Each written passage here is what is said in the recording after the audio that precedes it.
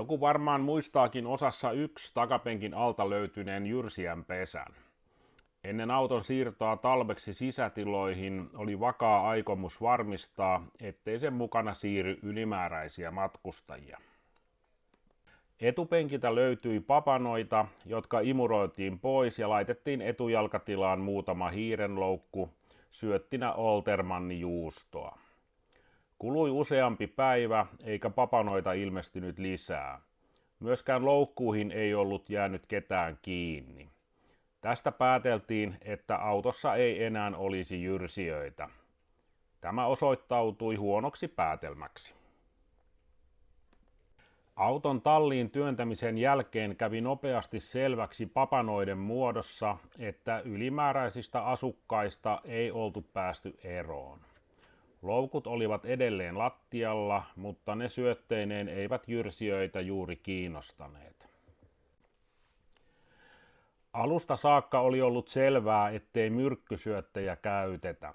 Toisaalta niiden aiheuttaman tarpeettoman kärsimyksen vuoksi, toisaalta siksi, ettei haluttu mätäneviä jyrsijän raatoja nurkkiin. Ylimääräiset asukkaat haluttiin kuitenkin pois autosta ja nyt myös tallista, etteivät pääsisi leviämään muualle asuntoon esimerkiksi välikaton kautta. Mökiltä käytiin hakemassa riistakamera, jotta saataisiin näköhavainto auton oudoista asukeista, joille ei juusto kelvannut. Kamera suunnattiin ensin kohti etupenkkiä, koska sille ilmestyneet papanat kertoivat jonkinlaista liikehdintää siinä tapahtuvan.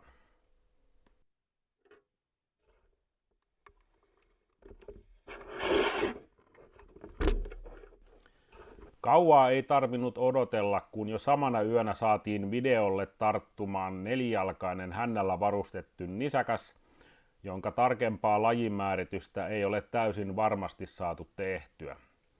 Vahvin kandidaatti on metsähiiri, mutta jos tunnistat lajin paremmin, niin kirjoittele tuohon alle kommentteihin. Puhun nyt kuitenkin tästä eteenpäin hiiristä.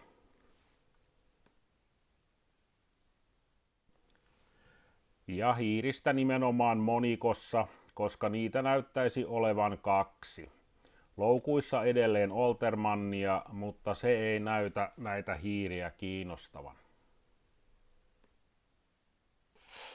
Mielenkiintoista huomata näiden hiirien päivärytmin olevan melko tavalla sama kuin esimerkiksi tuon meidän lemmikkihamsterin. Heräilevät iltayöstä noin kello 10-11 aikoihin ja ovat aktiivisia aina tuonne aamu 6-7 saakka. Tässä vaiheessa siirrettiin kamera kuvaamaan etujalkatilaa, jotta saataisiin parempi käsitys siitä, missä hiiret majaansa pitävät. Vaihtoehtoina tässä vaiheessa oli etupenkki pehmusteineen ja kojelauta.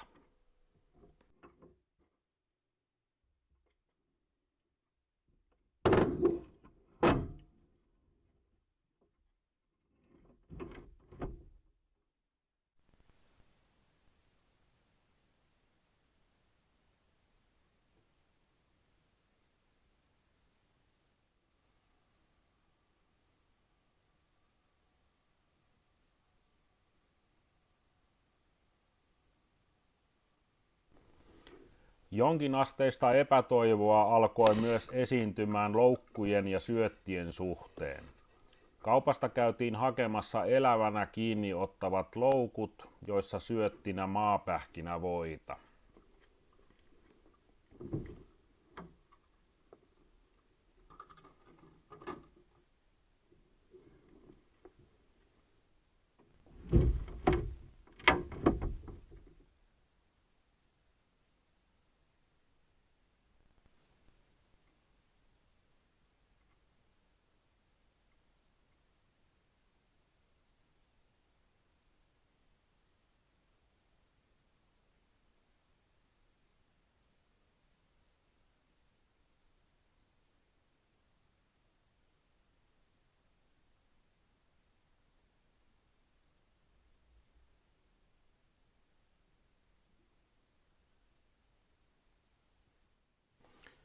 Hiirien pesäpaikaksi alkoi varmistumaan kojelaudan sisus.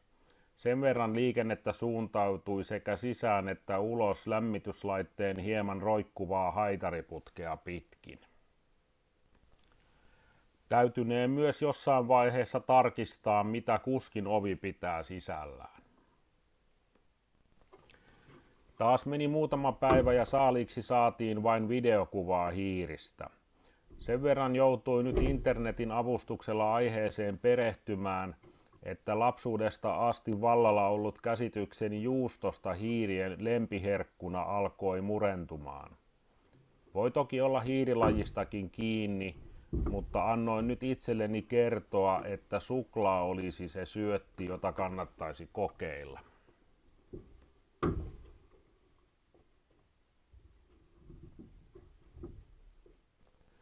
Samana yönä tulikin jo noutaja ensimmäiselle hiirelle.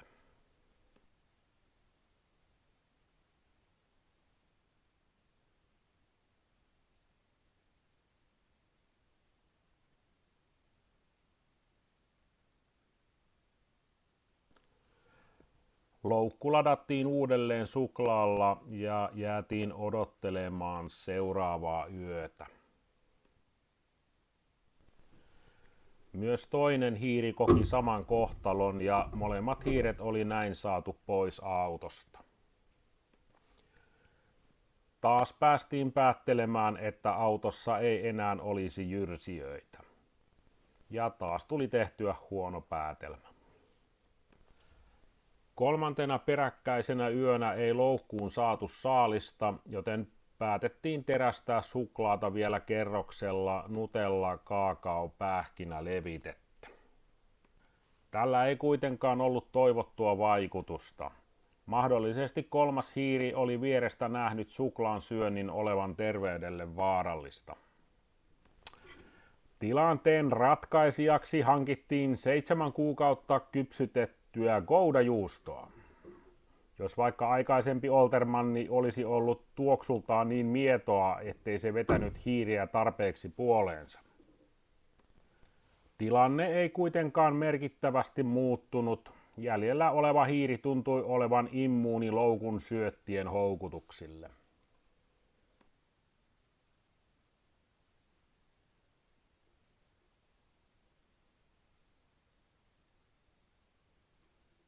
YouTube-videoita erilaisten jyrsijöiden loukuttamisesta tuli katseltua melko tavalla. Päädyin jo olemassa olevien loukkujen lisäksi valmistamaan vanhasta vesikanisterista ansan, johon syötiksi tuli hamsterin jyväseosta ja joulun kunniaksi piparkakkua ja manteleita. Tulokset ovat tälläkin jääneet toistaiseksi kovin laihoiksi. Jäljellä olevalla hiirellä on selvästi paremmat eväät piilotettuna autoon, tai sitten se on vain oppinut, että tarjolla oleva ilmainen lounas saattaa olla viimeinen. Uskon, että en ole yksin hiiriongelman kanssa. Jos katsojilla on hyviä vinkkejä aiheeseen liittyen, niin niitä voisi tuohon alas kommentoida. Siirrytään sitten rengasasioiden pariin. Perhe esitti kainon toiveen, että siirryttäisiin meidänkin perheessä pyöreiden renkaiden aikaan. Helpottaisi kuulemma auton työntelyä. Pyyntö ei ollut kohtuuton, vaan itse asiassa omallakin tehtävälistalla suht korkealla. Ainoa ilmaa pitävä rengas oli kuskin puolen eturengas, jossa luultavasti on sisäkumi. Lopullista rengastusta mietittäessä laitetaan eteen kapeat 155-80R15 kumit Weldin 4 tuumaa leveillä Draglite-vanteilla. Taakse tulee tässä vaiheessa 6 tuumaa leveät Moparin 15 tuuman peltivanteet 215-70R15 kumeilla.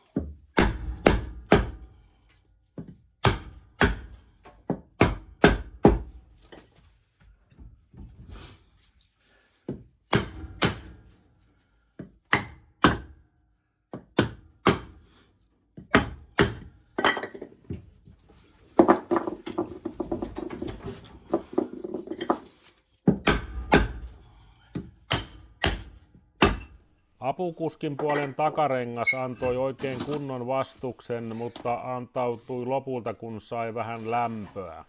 Pitäisi aina muistaa sillä aloittaa.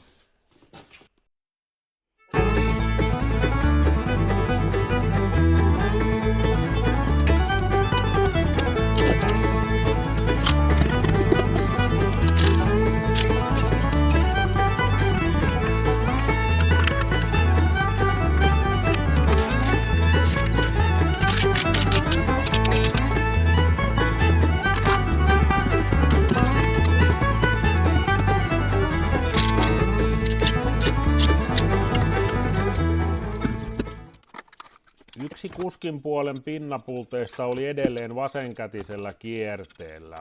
Muut olivat matkan varrella vaihtuneet oikeakätisiksi.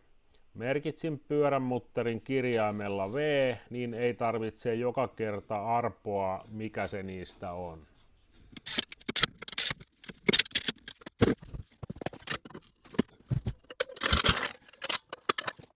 Auton lopullinen rengastus on vielä pohdinnan alla. Alunperinhän autossa on ollut 14 tuuman vanteet ja ainakin Joensuun liikkuvan poliisin aikaisessa kuvassa koko vanteen peittävät pölykapselit. Nuo pölykapselit eivät enää ole auton mukana. Myöskään auton mukana tulleet peltivanteet kuvassa vasemmalla eivät ole auton alkuperäiset, sillä niihin ei käy kuvan 1966-malliset 10 tuuman pillerikapselit. Niihin, samoin kuin autossa takana tällä hetkellä oleviin mustiin peltivanteisiin, käy tuoreimmat 9 tuuman kapselit. Siirtyminen 10 tuuman pillerikapseleista 9 tuuman pillereihin tapahtui henkilöautopuolella käsittääkseni mallivuoden 1967-1968 vaihteessa. Kuvassa olevia Dodgen punaraitakapseleita ei tietysti Plymouthiin voi laittaa. Omaa silmää ehkä eniten miellyttäisi mustat peltivanteet sopivilla pillerikapseleilla. Peltivanteita, joihin sopii nuo 10 tuuman pillerit, on vain hieman hankala löytää, erityisesti jos mielii 15-tuumaisia vanteita. Mitkä vanteet ja kapselit sinä laittaisit? Videosarjan osassa 2 tehtiin hieman ostoslistaa ja nyt on paketti saapunut. Jotain sytytyspuolen osia oli tarkoitus hankkia, mutta katsotaanpas mitä kaikkea sieltä nyt sitten tuli tilattua. Sytytystulppien johtosarja.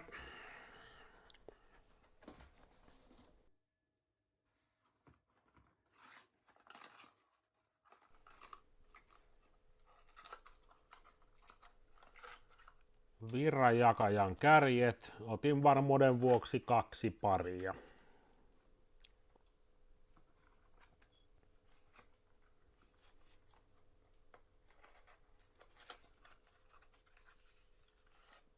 Virranjakajan pyöriä.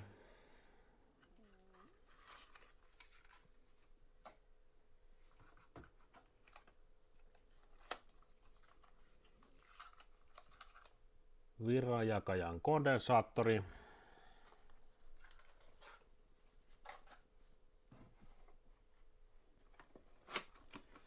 Ja virranjakajan kansi. Siinä taisi alkuperäisen ostoslistan tavarat ollakin. Varmuuden vuoksi laitettiin tilaukseen myös uusi mekaaninen bensapumppu.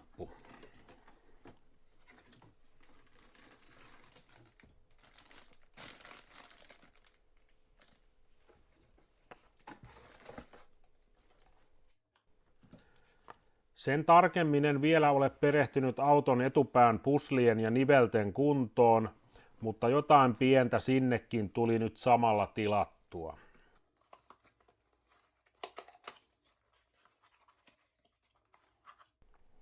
Alatukivarren pusla molemmille puolille.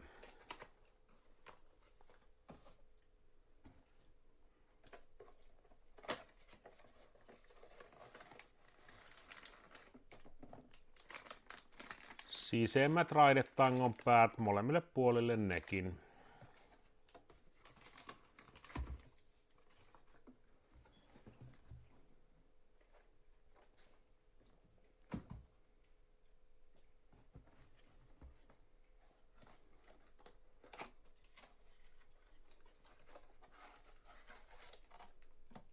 Ja ulommat raidetangon päät molemmille puolille.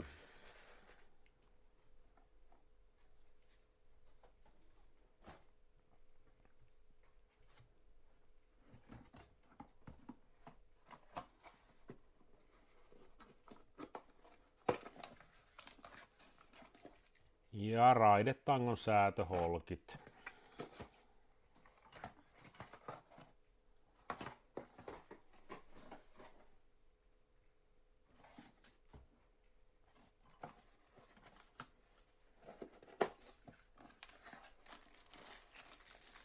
Ja kallistuksen vakaajan päätykiinnikkeet molemmille puolille.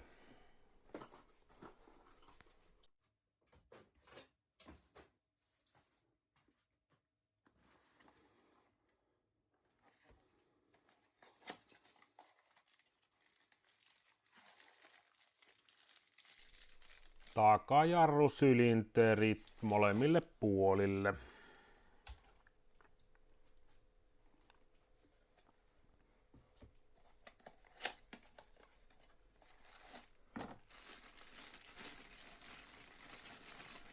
Jarrukenkien automaattisäädön osat molemmille puolille.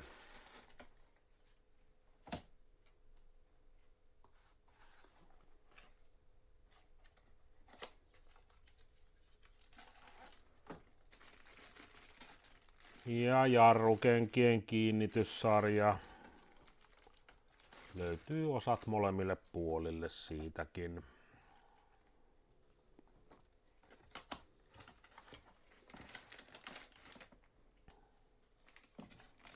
Takajarruletku.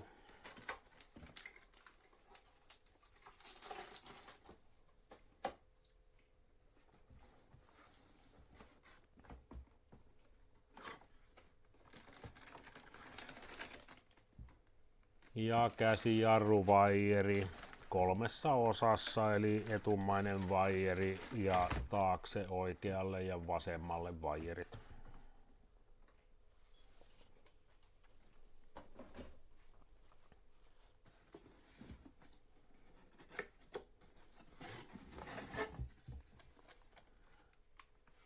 Ja jarrukengät molemmille puolille.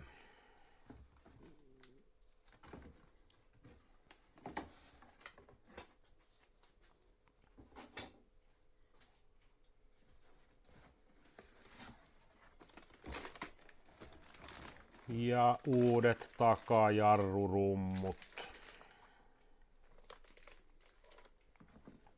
2 kappaletta. Tavarat on tällä kertaa tilattu kaupasta, josta saa jääkaappimagneetteja auton kuvilla varustettuna. Lisäksi tuli tilattua ovisaranan korjaussarja 2 oveen.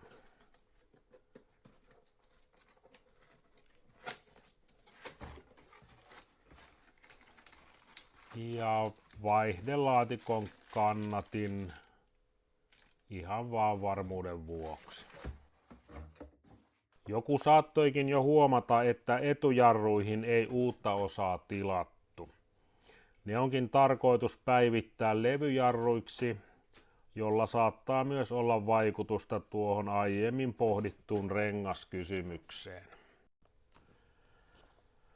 Pikkulohko moparissa virranjakaja on koneen takaosassa ja ainakin minun mielestäni kovin hankalassa paikassa saavutettavuuden suhteen. Sivusta lähestyttäessä konepelti ja sen saranat ovat tehokkaasti tiellä ja suoraan edestä ei tässä tallissa oikein mahdu lähestymistä suorittamaan. Kärkivälin ja kärkien kosketuskulman säätö tulisi siis olemaan vähintäänkin haasteellista. Kuinka ollakaan, tässä vaiheessa mieleen palautui 10-15 vuotta aiemmin käytettynä hankittu isolohkon virranjakaja, johon oli asennettu Pertronix Ignitor kärjetön sytytysmoduuli. Tämä moduuli siis korvaa katkojan kärjet ja kondensaattorin Hall-sensorilla. Jakaja oli kaverilla ollut joskus testissä ja sen toiminnasta ei ollut ihan täyttä varmuutta. Ensin pitää siis selvittää, onko se edes kunnossa. Kytketään ensin 12 voltin virtalähteen miinusjohto virranjakajan runkoon. Kytketään sitten virtalähteen plusjohto Pertronixilta tulevaan punaiseen johtoon.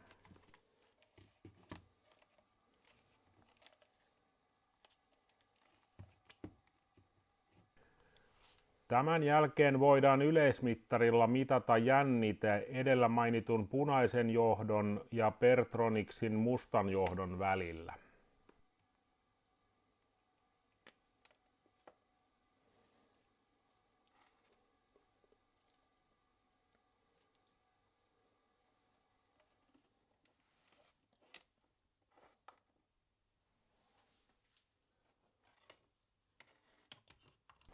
Yleismittarin pitäisi näyttää jännitettä 0 ja 12 voltin välillä, riippuen onko virranjakajan pyörien varressa oleva magneetti Pertronix-moduulin kohdalla vai ei.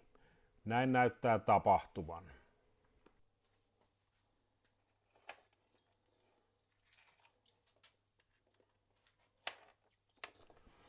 Koska digitaalimittarista on hieman haasteellista nähdä nopeasti vaihtuvaa jännitettä, kytketään halogeenipolttimo Pertronixin punaisen ja mustan johdon välille.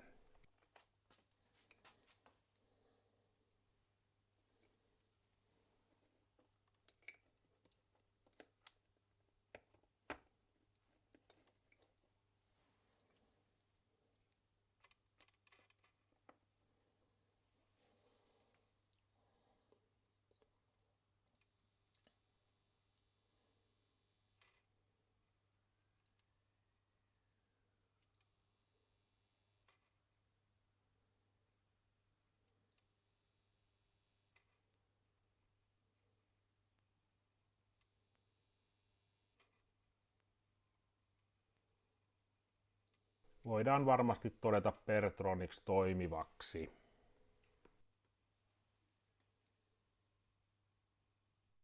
Seuraavaksi irrotetaan autossa kiinni oleva virranjakaja, johon päästään paremmin käsiksi poistamalla ilmanputsari.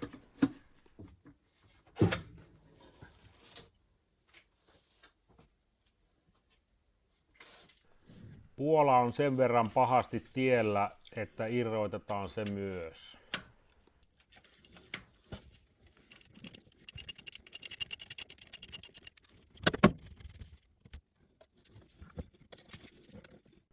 Otetaan imurilla virranjakajan juurelta isoimmat roskat pois, etteivät putoa moottorin sisään.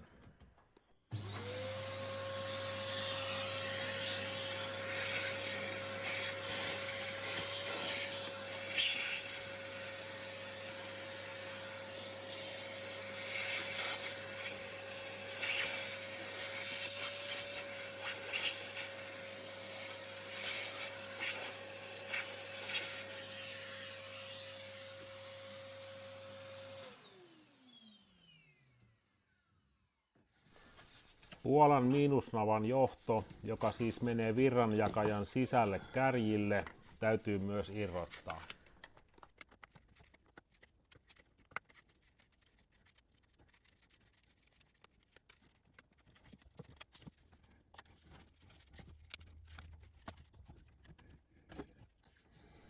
Sitten päästään irrottamaan virranjakajan kiinnike.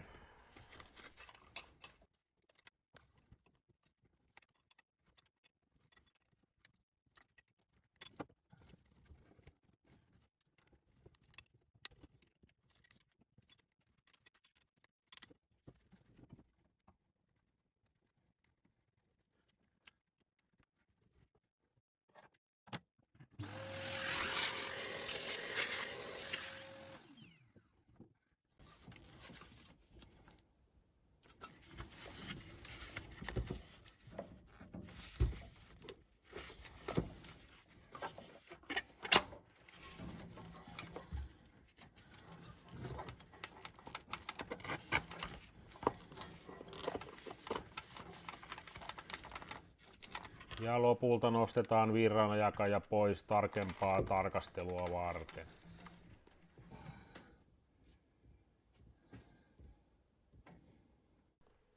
Virranjakajasta löytyvä numerosarja 2642234 kertoo sen olevan vuoden 1966 tai 1967 kaksikurkkuisella kaasuttimella varustetusta 273 kuutiotuumaisesta moottorista, jonka jatkeena on ollut manuaalivaihdelaatikko.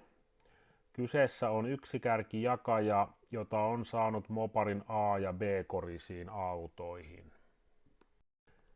Numerot 17 ja 6 kertovat valmistusajankohdan, joka tässä tapauksessa on vuoden 1966 viikko 17, eli 22.–28. huhtikuuta. Auton suunniteltu valmistuspäivähän oli kesäkuun 1966 alussa, joten virranjakaja saattaa hyvin olla auton alkuperäinen. Koska Moparin isolohkon ja pikkulohkon virranjakajat ovat fyysisiltä mitoiltaan erilaisia ja kaiken lisäksi pyörivät eri suuntiin, täytyi Pertronix Ignitor-moduuli irrottaa isolohkon virranjakajasta ja siirtää autosta juuri irrotettuun jakajaan. Samalla tarjoutui tilaisuus puhdistaa ja rasvata autoon palaava jakaja sekä muutoinkin tarkistaa, että kaikki toimii kuten pitää.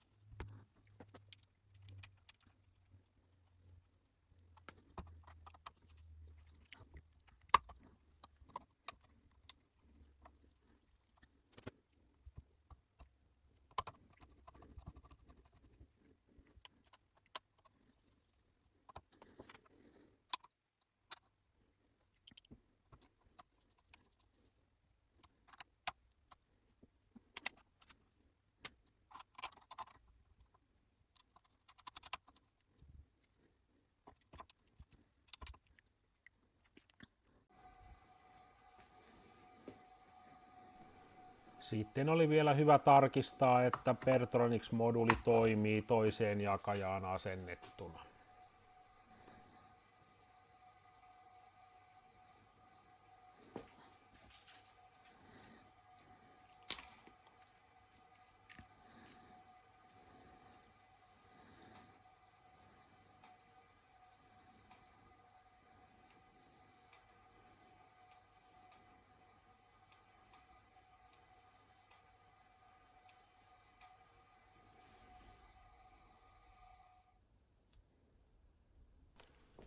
Sitten vielä viimeinen voitelu, niin jakaja on valmis asennettavaksi takaisin autoon.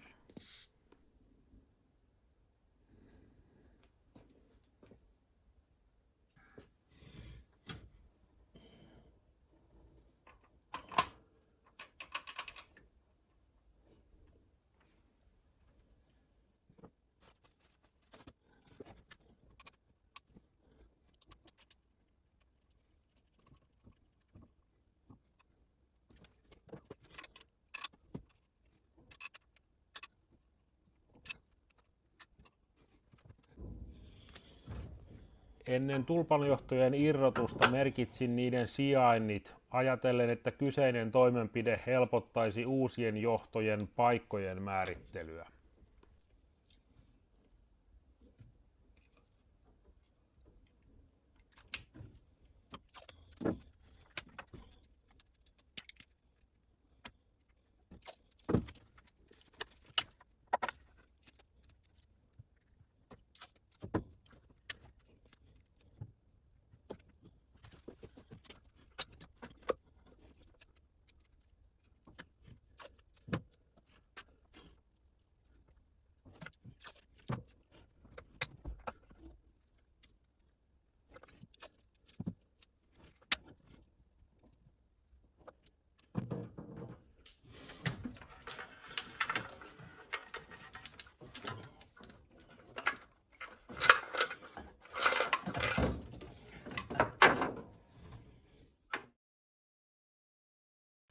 Kovin suurta apua tuosta sitten lopulta ei ollut, sillä vanhat johdot olivat kaikki keskenään erimittaisia, kun taas uusien mitoitus meni pisintä ja lyhintä johtoa lukuun ottamatta pareittain.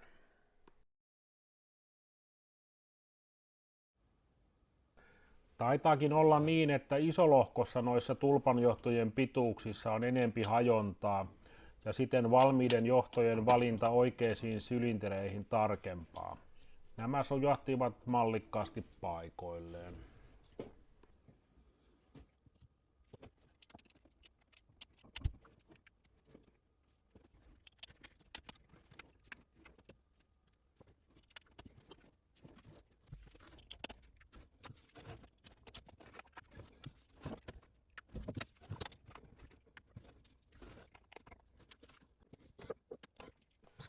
Kiinnitetään puola takaisin paikalleen.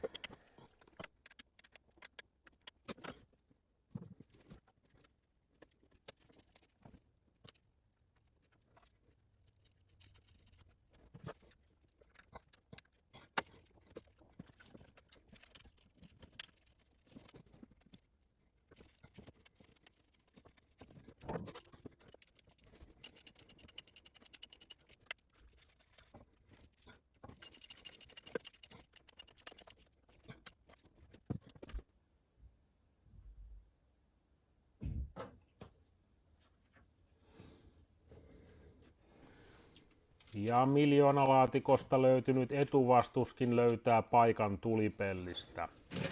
Pertroniksin punainen johto kiinni siihen, niin alkaa olla kytkennät valmiina.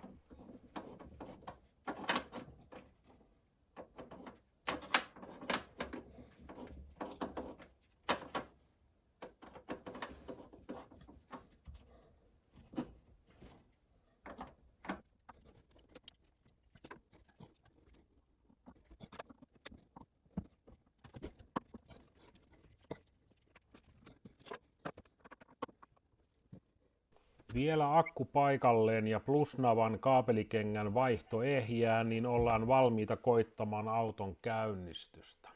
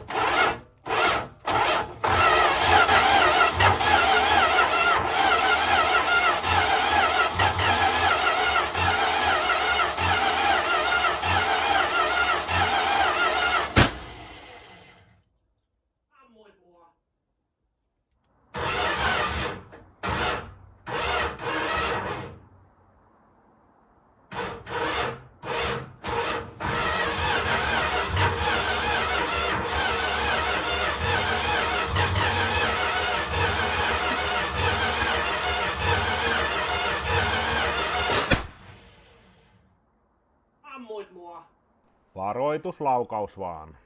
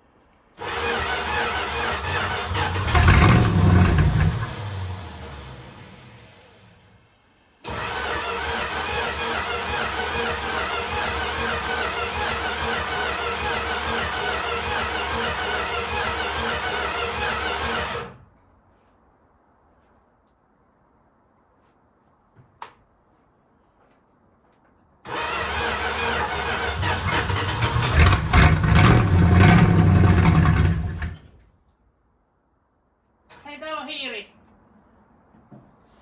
Anteeksi. Okei. Missä hiiri? Juoksi pakaputken päällä. Sori. Se on niin pakaputken päällä sinne keskelle päin. Tuolla. Kurkista tuolta. Puskurin yläpuolelta. Se on tuonne kiire, kun alkoi kuulee auto lähteä. Sori se. Haittaa mä. Mä koitan katsoa, että tästä lähtisi ulos. Mä yritän olla hiljaa. Joo.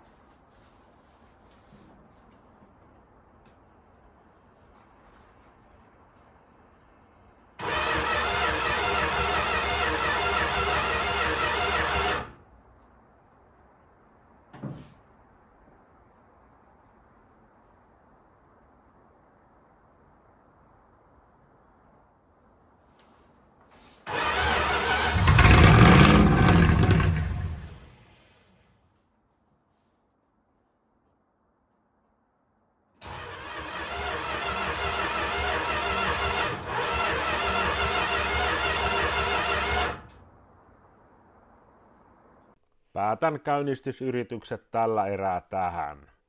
Kaasuttimen kohokammi on laitettu bensa valuu imusarjan päälle kaasuttimen vuotavista tiivisteistä. Apukuskin puolen pakoputkessa taitaa edelleen olla jotain ylimääräistä, joka välillä ottaa hieman tulta. Vaikka paikalla on erilaisia sammutusvälineitä ja ylimääräisiä silmäpareja, on parempi hoitaa ainakin tuo kaasutin puoli kuntoon. Vaikka tietynlainen antikliimaksi tämä kovin lyhyesti käyvä pikkulohko tälle videolle onkin, on nyt selvää, että se kuitenkin on käyntikunnossa. Sytytystulpat kipinöi, sylintereissä on puristusta ja kun saadaan tuo bensapuoli korjattua, niin eiköhän se siitä.